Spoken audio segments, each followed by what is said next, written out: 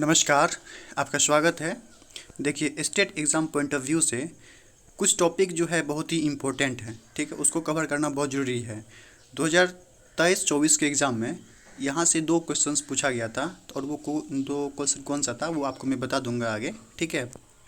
तो ये जो नोट देख रहे हैं आप, ये 11th क्लास का जो बिहार बोर्ड के द्वारा जो बुक पब्लिश किया गया है, 11th क्लास का एग्रीकल्चर बुक, उसमें से जो इम्पोर्टेंट बातें हैं उसको इस नोट में लिखा गया है। ये मेरा नोट्स है जो कि जब 2025 में मैं तैयारी कर रहा था तो उस टाइम जो मैंने बनाया था नोट्स, तो वही नोट्स है, तो मैं आप लोगों के साथ शेयर करता हूँ, ठीक है। और ये टॉपिक बहुत ही इम्पोर्टेंट है, तो चलिए देखते हैं। पहला जो पॉइंट है, पहला, बोरो धान किसे कहते हैं, यही है। तो बोरो धान हम उसे कहते हैं जो हम ठंड के मौसम में जो लगाने वाले धान को क्या कहते हैं, बोरो धान कहते हैं। नेक्स्ट पॉइंट है, बिहार में लगभग 33 लाख हेक्टेयर में धान की खेती की जाती है। ये बहुत इंपॉर्टेंट है, ठीक है। ये एग्ज़ाम 2023-24 में आपको पूछा गया था कि बिहार में लगभग कितने हेक्टेयर में धान की खेती की जाती है, ठीक है। तो ये जो इम्पोर्टेंट पॉइंट है और ये क्वेश्चन यहाँ से पूछा भी गया है। नेक्स्ट है, बिहार में लोगों के लिए धान जीवन है, राइस इज़ लाइफ। बिहार का टोटल कल्टीवेटेड एरिया का 41% एरिया में धान लगाया जाता है, ठीक है। जितना भी यहाँ पे कल्टीवेशन होता है बिहार में, उसका जो 41% एरिया में सिर्फ धान की खेती की जाती है, ठीक है। नेक्स्ट है कि कृषि संग्रह एक बुक है जो कि आचार्य पराशर के द्वारा लिखा गया है। ये भी इम्पोर्टेंट है, पूछ सकता है कि कृषि संग्रह बुक किसके द्वारा लिखा गया है, तो आचार्य पराशर के द्वारा लिखा गया है। नेक्स्ट है, उत्पत्ति स्थान जो धान की करे तो वो कहाँ पे है, वो भारत है बुक के अनुसार। संसार का अधिकांश धान यानी कि 90% धान जो है दक्षिण पूर्वी एशिया में पैदा होता है, ठीक है। ये भी इम्पोर्टेंट है, कितना परसेंट धान दक्षिणी पूर्वी एशिया में पैदा होता है, तो 90% धान दक्षिणी पूर्वी एशिया में पैदा होता है। बिहार में खरीफ धान की खेती लगभग 32 लाख हेक्टेयर भूमि में की जाती है, ठीक है। टोटल कितना था, टोटल 33 लाख हेक्टेयर में खेती होता था, ठीक है। उसमें जो है खरीफ धान 32 लाख हेक्टेयर में क्या कहते हैं, 32 लाख हेक्टेयर में उसका खेती की जाती है। नेक्स्ट है, गरमा एवं बोरो धान की खेती अधिकांश बिहार के कोसी तथा मिथिलांचल क्षेत्र में लगभग 1 लाख हेक्टेयर में की जाती है। तो आप देख लीजिए, उधर था 32 लाख हेक्टेयर और 1 लाख हेक्टेयर इधर, टोटल हो गया 33 लाख हेक्टेयर। और बिहार में कितना था, तो टोटल 33 लाख हेक्टेयर खेतों में क्या करता था, धान की खेती की जाती थी। नेक्स्ट है, बिहार में धान की उत्पादकता यानी प्रोडक्टिविटी की बात करें तो 2525 kg पर हेक्टेयर है। धान के लिए जो तापमान सूटेबल होता है, अनुकूल होता है, वह 20 से 25 डिग्री सेल्सियस सबसे बेस्ट होता है। नेक्स्ट है, रात्रि का तापमान 15 डिग्री सेल्सियस से नीचे रहना अच्छा होता है धान के लिए। और धान के बीज की अंकुरण के लिए सर्वोत्तम जो तापमान होता है वह 30 डिग्री सेल्सियस होना चाहिए। और लंबी अवधि वाली किस्में की बात करें तो कतरनी और सोनाचूर, ये आपके लिए इम्पोर्टेंट हो जाएगा। पूछ सकता है कि लंबी अवधि वाली किस्में इनमें से कौन सा है धान का, तो कौन सा, कतरनी और सोनाचूर। नेक्स्ट है, फसल ऋतु और बुआई। फसल ऋतु है यहाँ पे और बुआई है और कब कटाई करते हैं। तो खरीफ में अगर आप खरीफ सीजन में फसल लेना चाहते हैं तो आप बुआई मई जून में करते हैं और कटाई अक्टूबर नवंबर में करते हैं। बोरो धान अक्टूबर नवंबर में इसका बुआई करते हैं और अप्रैल में इसका कटाई करते हैं। अगर गर्मा धान लेते हैं तो आप मार्च में इसका बुआई करते हैं और कटाई जून जुलाई में करते हैं। अब हम मृदा की बात करें, किस तरह का मृदा धान के लिए सबसे अच्छा होता है बिहार में और वैसे भी, तो यहाँ पे जो है मटियारा या मटियार दोमट मिट्टी सबसे बेस्ट होता है। पीएच की बात करें तो सबसे अच्छा होता है 6.5 पीएच जो होता है सबसे अच्छा होता है। लेकिन अगर 4 से लेकर के 7.5 के बीच भी अगर पीएच है तो वहाँ पे भी आराम से धान की खेती होता है। अब हम वैरायटी की बात कर लें, ठीक है। तो वैरायटी मेन इम्पोर्टेंट है यहाँ पे। तो देखिए, शीघ्र पकने वाली किस्म की बात करें तो तुरंता, ठीक है, तुरंत पक जाता है, इसलिए इसका नाम एक तुरंतार लिखा हुआ है, ठीक है। 75 से 80 दिन में तैयार हो जाता है और ये बोनी किस्में हैं, ठीक है, ड्वार्फ वैरायटी है। प्रभात है जो कि 95 से 100 दिनों में तैयार हो जाता है। सहभागी है 110 से 115 से लेकर के 120 दिनों में ये तैयार हो जाता है, जो कि सूखा सहन करने वाला ये वैरायटी है, इसमें है शीघ्र पकने वाला वैरायटी के अंदर जो होता है सूखा सहने वाला वैरायटी कौन सा है, तो सहभागी सबोरदीप है और शुष्क सम्राट है।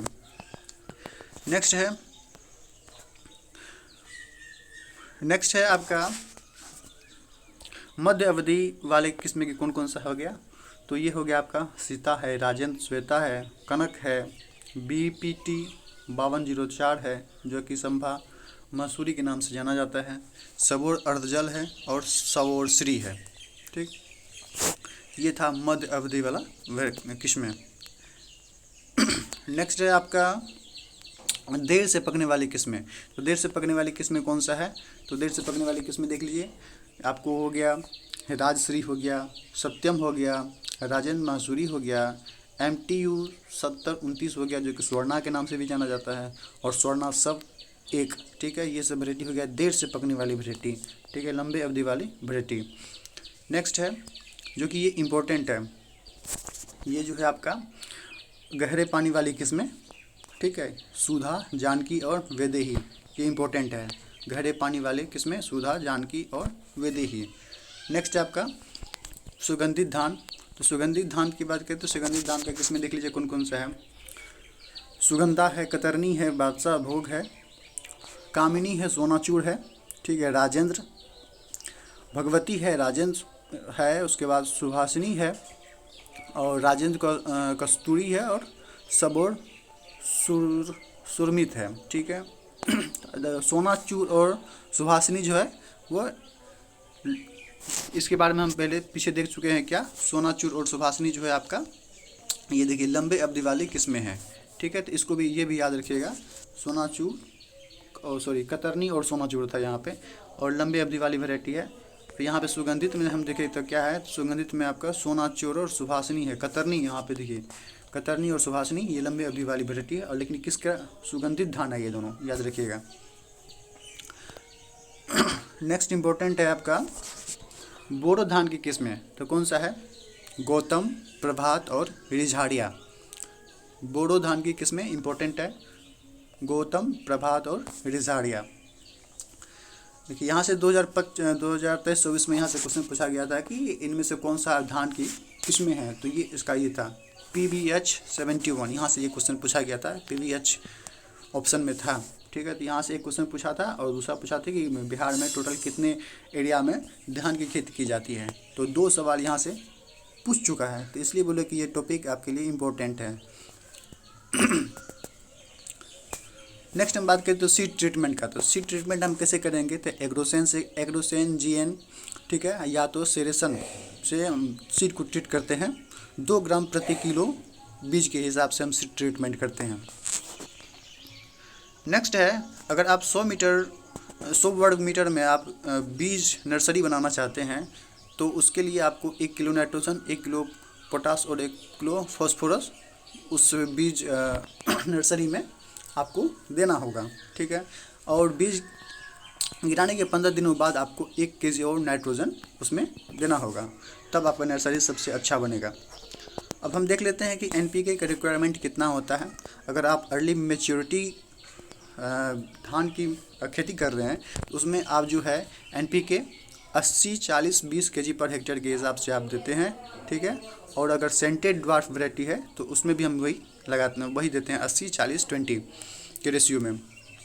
हाइब्रिड वैरायटी है तो उसके लिए हम 100, 40 और 20 kg पर हेक्टेयर के हिसाब से हम उसमें NPK डालते हैं। अगर सेंटेड लॉन्ग वैरायटी है, लॉन्ग मतलब लंबे अवधि वाली वैरायटी है, तो 40, 30, 20 kg पर हेक्टेयर के हिसाब से हम NPK डालते हैं। और सबसे इम्पोर्टेंट है कि धान में एक खैरा डिजीज होता है जो कि जिंक की कमी से होता है, और ये पूरे भारत में ही सबसे ज़्यादा प्रॉब्लमेटिक डिजीज हो जाता है। किसके लिए, तो ये राइस के लिए। तो इसके लिए, इसके निवारण के लिए जो है 25 kg पर हेक्टेयर के हिसाब से आपको अपने खेतों में जिंक भी डालना पड़ता है। तो कब डालते हैं, अंतिम जुताई के समय और कदवा करने यानी पडलिंग करने से पहले कदवा करते हैं ना, तो कदवा करने के पहले या जिसको हम पडलिंग कहते हैं उससे पहले, और जब हम अंतिम जुताई करते हैं तो उस टाइम हम क्या करते हैं, जिंक को अपने खेतों में डालना बहुत ज़रूरी हो जाता है। तो इससे क्या होता है कि आपके खेतों में जो खैरा डिजीज होता है वो आपके खेतों में नहीं आएगा। नेक्स्ट है आपका वीड मैनेजमेंट, ठीक है। तो वीड मैनेजमेंट कैसे करते हैं उसको देखते हैं। तो वीड मैनेजमेंट करने के लिए कुछ यहाँ पे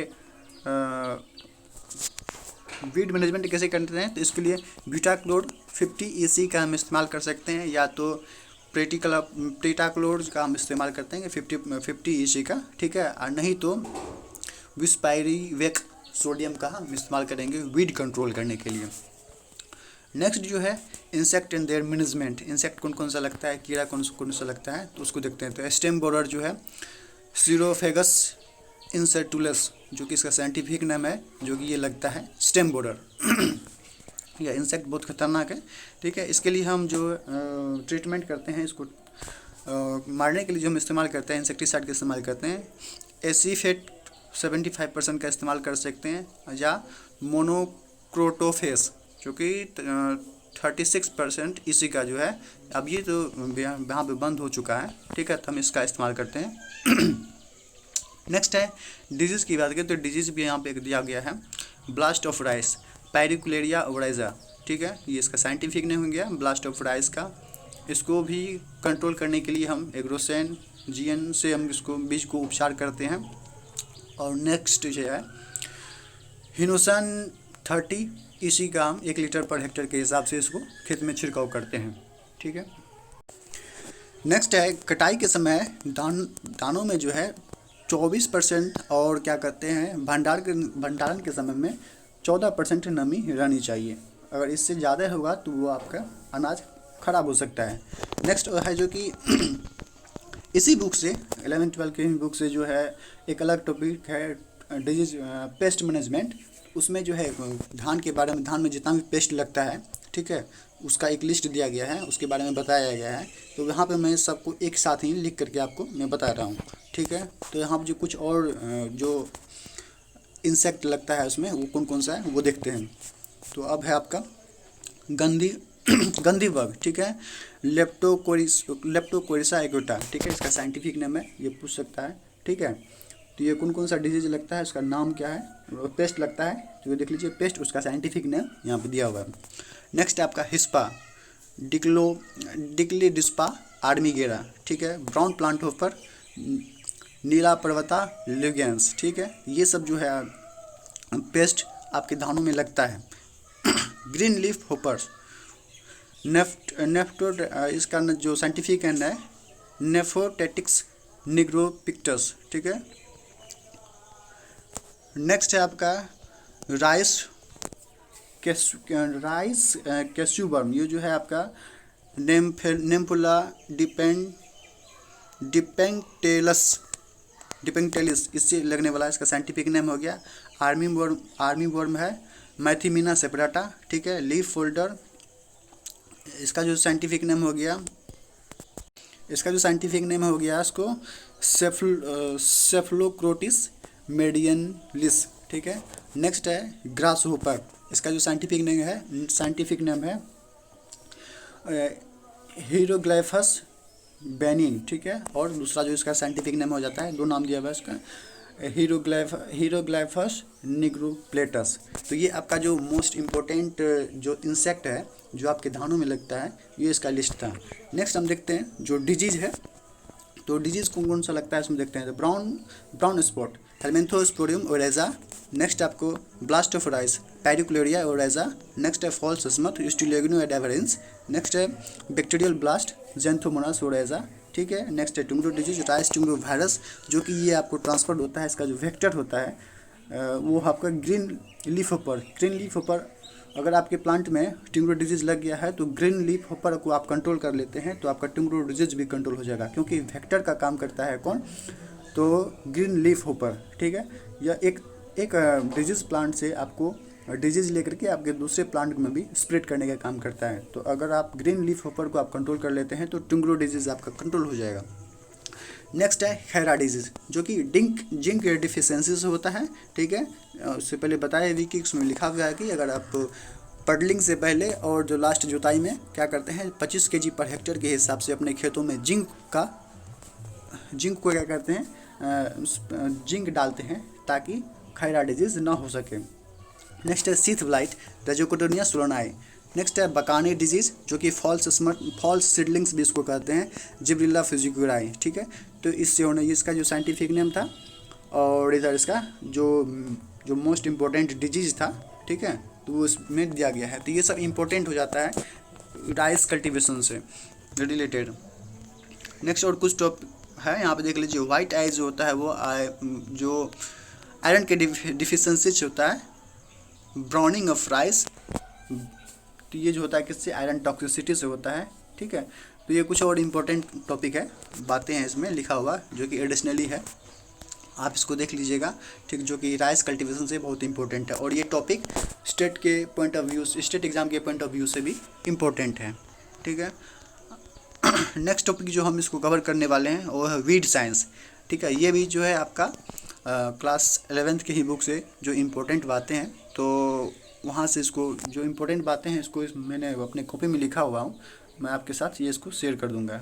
ठीक है, तो मिलते हैं अगले वीडियो में वीड साइंस नेक्स्ट टॉपिक के साथ। ठीक है, तब तक के लिए धन्यवाद।